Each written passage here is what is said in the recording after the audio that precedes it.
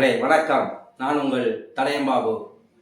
பாட்டாளி மக்கள் கட்சி தந்தை மகனுக்குமான ஒரு விரிசல் என்பது அது ஒட்டும் என்று எதிர்பார்த்த நிலையில் இன்றைக்கு அது ஒட்டாமல் பிரிந்தே இருக்கிறது.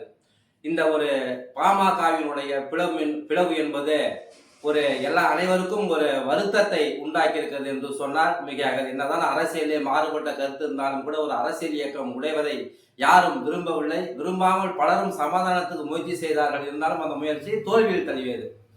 இந்நிலையிலே நம்முடைய தேர்தல் ஆணையம் மாம்பழ சின்னத்தை ஒதுக்கி டாக்டர் அன்புமணி அவர்களுடைய அலுவலகத்திற்கு ஒரு கடிதத்தை அனுப்பியது. இதனால் அதிர்ச்சி அடைந்த டாக்டர் ராமதாஸ் தலைமையிலான பாமகவினர் சென்னை உயர்நீதிமன்றத்திலே ஒரு வழக்கை தொடர்ந்திருக்கிறார்கள்.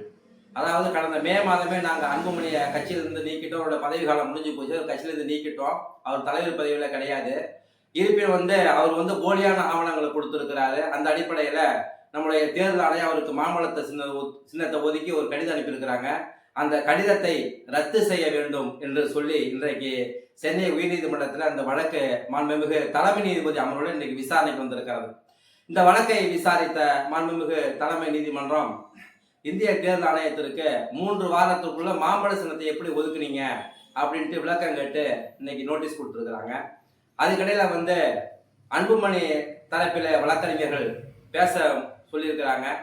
ஆனால் அதை நீதிபதிகள் ஏற்க மறுத்துட்டாங்க. உங்களை நம்ம எதிர்மனுதாரராக சேர்க்கல, எனவே உங்களுடைய கருத்தை கேட்பதற்கு நாங்கள் தயாராக இல்லை, எனவே அதை நீங்கள் வாதிட முடியாது அப்படின்னு சொல்லிட்டு தலைமை நீதிபதி அமர்வு ஒரு உத்தரவு இன்னைக்கு பிறப்பிச்சிருக்கிறாங்க. இந்த 3 வார காலத்துல நம்முடைய தேர்தல் ஆணையம் என்ன பதில் சொல்ல போகிறது என்பதுதான் இன்றைக்கு ஒரு அனைவருக்குமான ஒரு எதிர்பார்ப்பா இருக்குது. ஏன்னா டாக்டர் ராமதாஸ் தரப்புல அவர் நாங்கள் கட்சியில் தலைவர் பதவியில் தலைவர் பதவி முடிஞ்சு போச்சு, நான் கட்சி நீக்கிட்டோம், இருந்தாலும் கூட போலியான ஆவணத்தை கொடுத்து அவருக்கு மாம்பழ சின்னத்தை ஒதுக்கி தேர்தல் ஆணையம் தபால் அனுப்பி தபாலை ரத்து செய்யணுன்ற மாதிரி சொல்லியிருக்கிறாங்க. இந்த மாம்பழ சின்னம் யாருக்கு என்று இந்திய தேர்தல் ஆணையம் 3 வார காலத்திற்குள்ள நம்முடைய மாண்புமிகு சென்னை உயர்நீதிமன்றத்திலே அவங்க அறிக்கை தாக்கல் செய்யணும். இன்னொன்று என்னன்னா, ஒன்று சின்னம் யாருக்கு கிடைக்கின்றதை தாண்டி எதுக்கு வம்பு, இந்த சின்னம் தொடர்பாக நீங்கள் சிட்டிசிவில் கோர்ட்டில் வழக்கு தொடர்ந்து நிவாரணம் பெற்றுக்கொள்ளலாம் என்று கூட டெல்லி உயர்நீதிமன்றத்தில் கொடுத்த அறிக்கையினை திருப்பி கொஞ்சம் திருத்தி நம்முடைய மாண்புமிகு தலைமை நீதிபதி அமர்வில் அவர்கள் தாக்கல் செய்தாலும் ஆச்சரியப்படுவதற்கு இல்லை.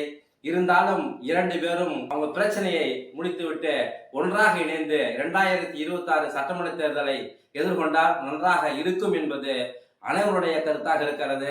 செய்வார்களா? பொறுத்திருந்து பார்ப்போம். வணக்கம்.